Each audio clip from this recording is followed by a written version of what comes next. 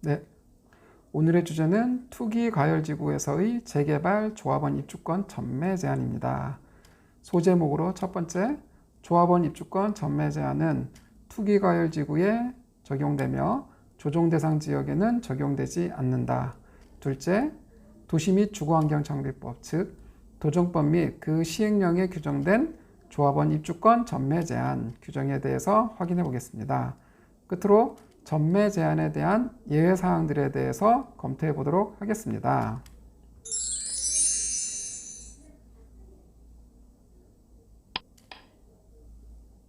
우선 투기과열지구로 지정된 현황입니다. 서울 수도권을 개략적으로 보면 서울시 전역, 경기도는 과천, 성남, 분당, 광명, 하남, 수원, 성남, 수정, 안양, 안산, 단원, 구리, 동탄, 이지구 등이 투기과열지구로 지정되어 있습니다. 참고로 조정대상 지역 중 투기과열지구가 아닌 곳을 보면 성남에서도 이제 중원구 예를 들어서 그 다음에 남양주, 경기도 화성, 부천, 평택, 광주, 의정부, 김포, 파주 등입니다. 좀 전에 말씀드렸듯이 조합원 입주권 전매 제한은 투기과열지구에서만 적용되며 조정대상 지역에서는 적용되지 않습니다. 따라서 조정대상 지역에서는 언제든지 조합원 입주권의 전매가 가능합니다.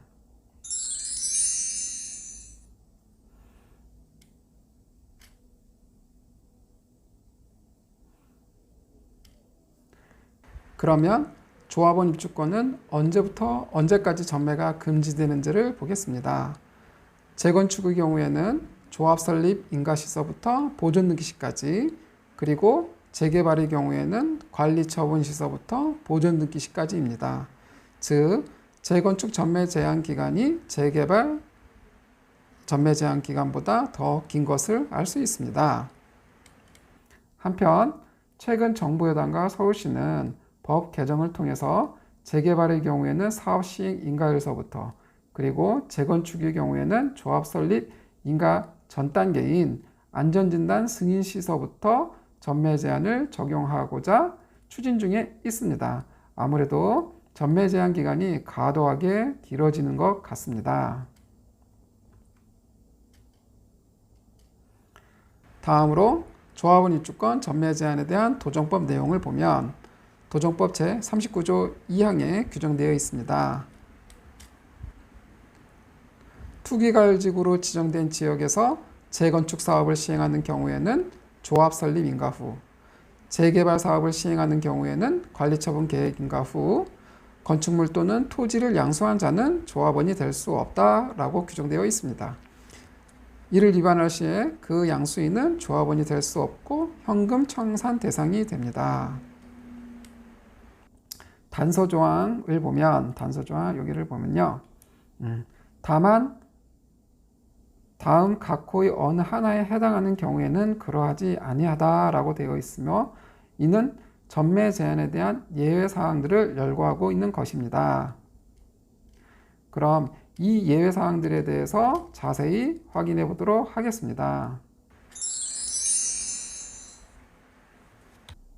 말씀드렸듯이 투기과열지구에서 재건축은 조합 설립 인가시서부터 보존 등기 시까지, 그리고 재개발은 관리 처분 시서부터 보존 등기 시까지 전매가 금지됩니다. 이에 대한 예외 사항들을 자세히 확인해 보면, 첫 번째, 근무상, 생업상, 질병치료, 취약, 결혼으로 세대원 전원이 타 시군으로 이전하는 경우, 즉 일신상의 이유로 이사를 하여야만 하는 경우입니다. 둘째, 상속으로 취득한 주택으로 이전하는 경우. 셋째, 해외로 이주하거나 2년 이상 해외에 체류하는 경우. 넷째, 1세대 1주택자로서 10년 이상 보유하고 5년 이상 거주한 경우로서, 이 경우가 일반적으로 전매 제한 지역에서 조합원 지위 자격, 양도양수가 가능한 대부분의 케이스라고 할 수 있습니다. 그리고 다섯 번째, 착공일로부터 3년 이상 준공이 되지 않은 재개발 사업의 토지를 3년 이상 계속하여 소유하고 있는 경우, 즉 착공이 시작되고 3년이 되도록 준공 허가를 받지 못한 구역에서는 3년 이상 계속 소유하고 있었던 조합원은 거래가 가능합니다. 여섯 번째, 투기가열지구로 지정 전에 매매계약서의 작성 및 계약금의 지급이 이루어진 경우. 끝으로 일곱 번째, 법 시행일인 2018년 1월 24일 이전에 사업 시행 인가를 신청한 재개발 구역. 이상과 같은 예외 사항들에 해당하는 경우에는 재개발 조합원 입주권의 전매가 가능합니다. 오늘은 재개발 조합원 입주권 전매 제한과 거래 가능한 예외 사항들에 대해서 간략히 알아봤습니다. 감사합니다.